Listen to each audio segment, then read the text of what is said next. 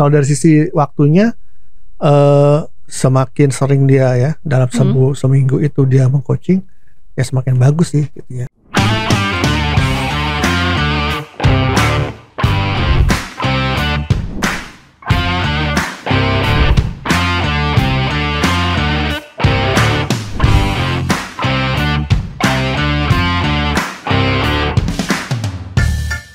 Halo teman-teman, kembali lagi di YouTube channel Dunia Leadership Coaching dengan saya Karin, dan kali ini kita mau bahas tentang coaching nih. Nah, untuk teman-teman mungkin yang pemula belum pernah belajar coaching tapi dipaksa untuk meng-coaching timnya. Nah, kita akan simak untuk di video kali ini ya. Sebelumnya kita simak yang berikut ini. Sebelum Anda lanjut nonton video ini, silakan Anda subscribe, like, dan share kepada teman-teman Anda sehingga channel ini bisa bertumbuh. Oke, sebelum masuk ke topik kali ini, kita sapa dulu Coach Adit. Hai Coach. Halo.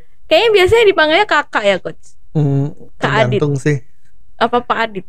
Ada Pak, kalau orang Kak gitu ya. Oh, tapi jangan Coach Om aja. ya. Jangan Om, oke. Oke nih Coach, nih kan kadang ada itu nih Coach, misalkan ada apa ya, problem gitu loh Coach. Sebagai leader baru, dia belum belajar coaching, tapi dia diminta untuk meng-coaching. Yang meminta siapa? Manajemennya mungkin gitu. Nah, itu apa yang harus dilakukan leadernya itu Coach? Gitu ya. Wow, gitu. Jadi biasanya itu terjadi karena memang perusahaan tersebut sudah punya standar kompetensi, leader-leadernya harus bisa mempunyai kemampuan coaching ya. Dari standar kompetensi itu makanya perusahaan akhirnya bikin suatu target atau KPI untuk bisa mereka melakukan coaching gitu ya. Jadi dikasih target artinya kan si atasan ini gitu. Dan sebetulnya sih saya yakin perusahaan juga tidak akan ujuk-ujuk ngasih target ya atau ngasih tugas ya untuk meng-coaching. Pasti mereka memikirkan dulu senjatanya nih gitu kan. Maksudnya si atasan para leaders ini perlu dikasih training dulu dong gitu ya. Harus ada ilmunya coaching, ya. Harus ada ilmunya gitu. Kecuali kalau memang ketika dia sudah direkrut, dia memang sudah ada ilmunya mungkin dari sebelumnya ya. Tapi biasanya perusahaan itu untuk mencanangkan program coaching di perusahaan gitu ya, diawali dengan melatih para atasan ini, para manajer ini kemampuan coaching gitu loh. Setelah itu baru mereka mendapatkan tugas atau target untuk meng-coaching timnya gitu. Jadi pertama harus diawali dengan mereka belajar coaching ketika dikasih itu. Walaupun ada juga loh saking proaktifnya manajer itu akhirnya mencari pelatihan coaching sendiri, bayar dengan biaya sendiri gitu, dengan uang sendiri ya. Tapi jarang kan ya kayak gitu. Maunya atau pastinya harus di-provide oleh perusahaan gitu. Yang mereka yang bayar sendiri karena mungkin mereka pikir ini investasi pribadi yang bisa dia pakai untuk kedepannya ya. Tapi kan jarang yang punya kesadaran seperti itu. Biasanya karena mereka disuruh ya oleh perusahaan ikut training coaching gitu, atau mereka minta budget dari perusahaan untuk ikut pelatihan coaching. Jadi tetap harus belajar coaching dulu gitu. Efektifnya itu misalkan dia baru mulai meng-coaching orang nih Coach, itu dia harus belajar coaching tuh ada berapa jam atau dia ada berapa subbab gitu, berapa tuh Coach? Ya memang ada beberapa ini ya. Kalau standar ICF sendiri untuk belajar coaching itu minimum 60 jam. Wah 60 jam itu kalau banyak sehari ya, 6 jam berarti dia harus 10 hari ya. Non-stop. Nah, ya mungkin nggak ada yang secara modular ngajarnya atau seminggu berapa hari gitu ya. Jadi bertahap gitu, nggak langsung sekaligus gitu ya. Nggak sekaligus dirapel gitu ya. Tapi dia ada stage-stage-nya gitu. Cuman itu pun juga jarang ya perusahaan yang mau memberikan waktu buat para manajer belajar sampai 10 hari gitu ya. Iya. Nah, akhirnya ada yang mau mengajarkan coaching mungkin 2-3 hari saja gitu. Lalu bedanya apa nih gitu ya? Yang 60 hari sama yang 2-3 hari gitu ya. Yang 2-3 hari tentu akan mengajarkan betul-betul basic dari coaching itu sendiri ya. Dari 8 kompetensi ACF yang harus diajarkan sebetulnya gitu ya, paling tidak maksimal 5 kompetensi aja kali baru diajarkan gitu ya.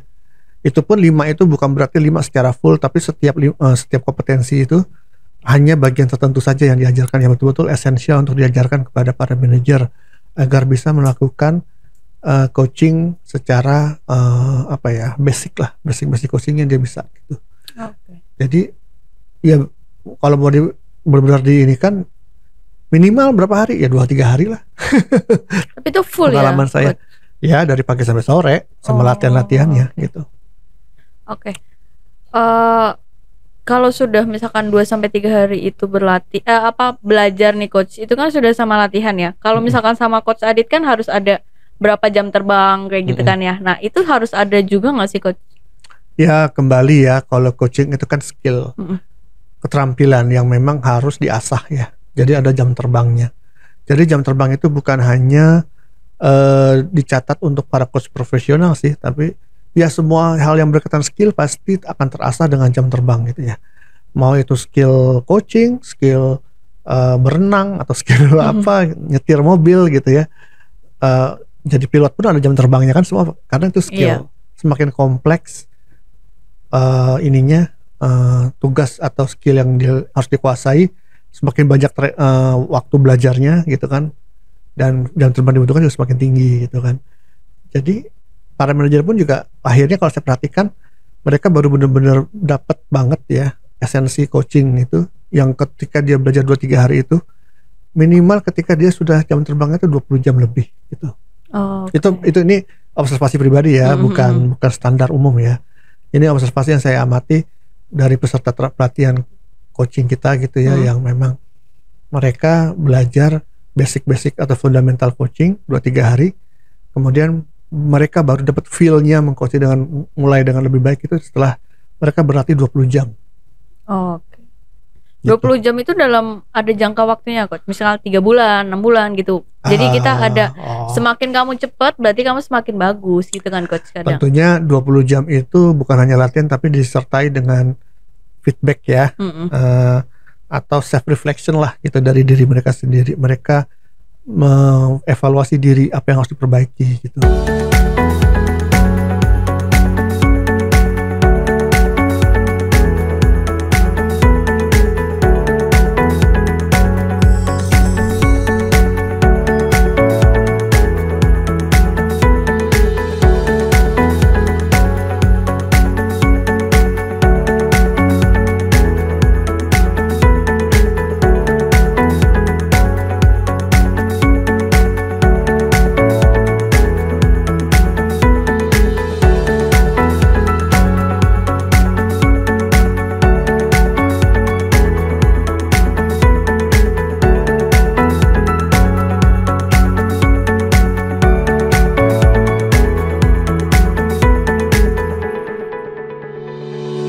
Kalau dari sisi waktunya, semakin sering dia ya dalam seminggu itu dia mengcoaching, ya semakin bagus sih gitu ya. Ya normalnya sehari itu manajer itu bisa mengcoaching berapa orang sih gitu kan ya, atau berapa jam sih gitu kan, 2-3 jam gitu kan. Ya sudah, nggak apa-apa. Yang penting dia antara latihan itu dia ada self evaluation ya, atau self reflection, atau dapat feedback dari coachnya atau dari mentornya gitu, sehingga dia tahu apa yang harus diimprove gitu. Jadi belajar coaching itu ya nggak bisa instan ya, sekedar dikasih teori terus mereka bisa melakukan sendiri, nggak bisa. Jadi benar-benar mereka belajar dari nol gitu ya. Yang maksudnya dari nol tuh betul-betul mereka belajar di kelas dulu, latihan dulu sedikit demi sedikit, kemudian mereka praktekin. Terus kalau ada kesalahan jangan langsung nyerah, tapi diimprove terus gitu ya. Jadi ya sama dengan belajar yang lain lah ya, sama dengan belajar ngetik pakai MS Office gitu ya. Apa semua kan itu kan perlu waktu ya. Gitu. Tapi kan kalau misalkan kita belajar ngetik gitu kan kita salah bisa hapus gitu kan coach. Kalau kita coaching kan kita menghadapi orang ya coach. Takutnya kan ada kesalahan dari tutur kata kita atau menyakiti yang kita coaching. Nah itu kalau misalkan seperti itu, apakah kita harus private dulu, misalkan aku sama coach Adit dulu baru nanti aku bisa ke tim, atau seperti apa tuh coach? Apa langsung aja gitu loh? Jadi bagus dia pertanyaannya. Jadi memang stage-stage-nya ya. Kalau dalam pelatihan tentunya itu adalah lingkungan yang aman ya, dan terkendali, yang terkontrol, di mana latihan coaching dengan sesama peserta yang diawasi langsung oleh trainernya gitu. Di situ sudah mereka harus latihan, tapi benar-benar latihan coaching tapi dalam kondisi lebih terkontrol kan, diawasin. Nah nanti kalau sudah siap baru dia mencoba mengcoaching ke orang-orang yang paling tidak kritikal dulu lah, atau apa ya sebagai sarana latihan gitu ya, yang memang sebagai tempat latihan gitu. Dia sendiri orang itu tahu bahwa ini latihan gitu loh. Tapi ini orang lain, bukan orang yang belajar coaching gitu ya, orang umum, misalnya temannya atau siapa gitu ya. Setelah itu baru dia bisa coba ke timnya gitu, satu persatu, pelan sedikit demi sedikit. Sebelum Anda lanjut nonton video ini, silakan Anda subscribe, like, dan share kepada teman-teman Anda sehingga channel ini bisa bertumbuh. Dari setiap latihan tersebut pastinya akan lebih terasah ya, bagaimana mereka bisa berkomunikasi kepada orang itu sehingga tidak membuat suatu kesalahan yang fatal gitu. Feel-nya udah jalan ya coach. Oke. Betul. Tapi itu ada kayak misalkan kalau mobil kan misalkan kita harus dapat SIM dulu baru kita boleh bawa mobil. Nah itu apakah kita harus kayak ada tesnya bang? Apa tes secara rinci dari A sampai Z misalkan gitu, baru boleh coaching, atau langsung ya udah jalan aja buat sekalian latihan gitu? Ya minimal kalau dalam pelatihan coaching itu kan ada yang namanya kayak ibaratnya tes ya, ujian lah gitu dari trainernya ya. Dikasih mereka pada saat pelatihan tersebut benar-benar diuji gitu ya oleh trainernya. Oh ya coaching 30 menit ya, mati kasih feedback gitu ya.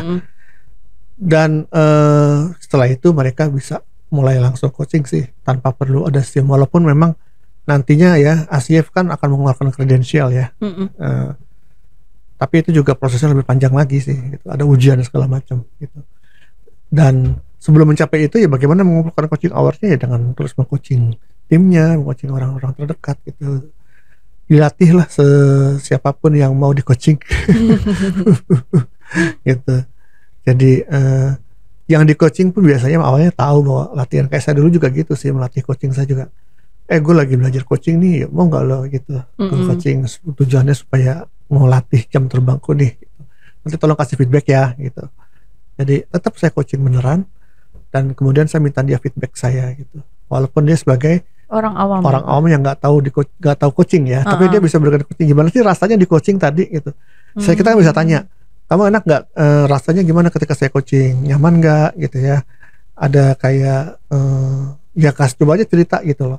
Mungkin dia akan berikan feedback, kesannya kok saya kayak menginterogasi, atau kesannya kok saya kayak nanya buru-buru, kayak disudutin, kayak di dari situ saya bisa mengimprove diri kan. Oke, menurut aku udah cukup sih coach, sangat menarik nih untuk tata cara untuk coachingnya ya coach. Nah kalau misalkan mau ikut pelatihan coach Adit, caranya gimana nih coach?